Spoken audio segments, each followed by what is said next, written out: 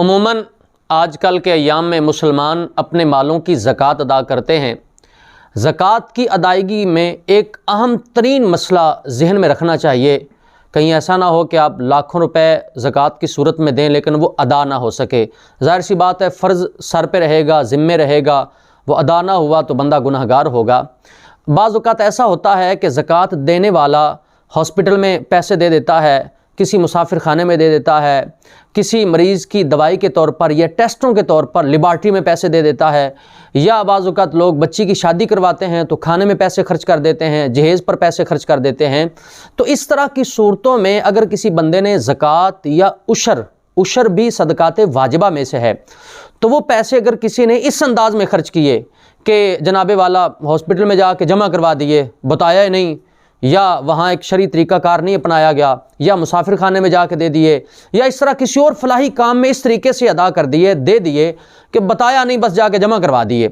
तो ऐसी सूरत में, या बच्ची की शादी करवाई तो शादी में उसे जहेज़ ले दिया, तो उसे जनाबे वाला कोई बारात वालों को, मेहमानों को खाना खिला दिया, तो इस तरीके से ज़कात अदा नहीं होगी। इसमें जो अहम चीज़ है वो ये है कि ज़कात की अदायगी के लिए जो ज़रूरी अमर और ज़रूरी मामला है वस्सदक़ातु लिलफ़ुक़रा, ये कुरान पाक की आयत के तहत है। इसमें जो फ़ुक़हा ने, उलमा ने, मुफ़स्सिरीन ने बयान फरमाया वो ये कि जो वस्सदक़ातु लिलफ़ुक़रा में जो लाम है, ये इस बात की तरफ इशारा कर रहा है कि ज़कात की अदायगी के लिए फ़कीर को मालिक करना ज़रूरी है। अगर किसी बच्ची को जहेज़ ज़कात की सूरत में दे दिया, भले गिफ्ट कह के दे दिया, तोहफ़ा कह के दे दिया, तो नीयत ज़कात की है, तो जो जहेज़ दिया है वो ज़कात तो अदा हो जाएगी। या मिसाल के तौर पर किसी मरीज़ को दवाई दे दी, या पैसे दे दिए, या किसी को कपड़े दे दिए, अपनी ज़कात की नीयत है और अगला बंदा ज़कात का मुस्तहिक भी है, तो ऐसी सूरत में ज़कात तो अदा हो जाएगी कि जिसको ज़कात दी जा रही है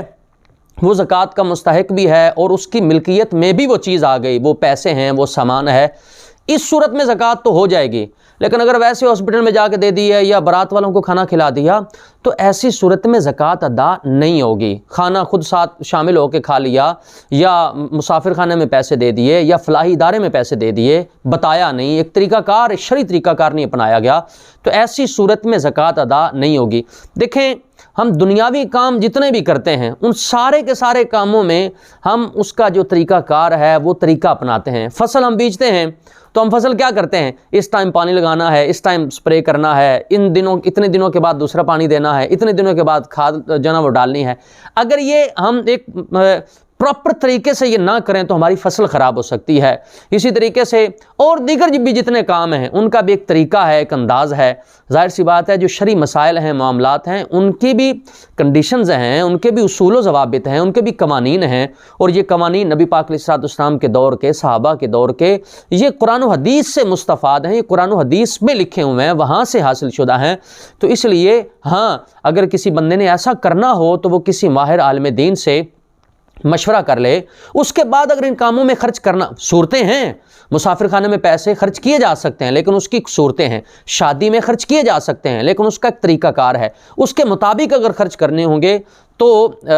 फिर खर्च हो जाएंगे, फिर ज़कात भी अदा हो जाएगी। इससे हटकर अगर करेंगे तो फिर वो ज़कात अदा नहीं होगी, उसे दोबारा से ज़कात के पैसे खर्च करना होंगे। अल्लाह हमें खैर की तौफ़ीक़ अता फ़रमाए और हमें समझ बूझ नसीब फ़रमाए और हमें कुरान और सुन्नत के करीब आकर, दीन के करीब आकर दीन को समझने की तौफ़ीक़ अता फ़रमाए।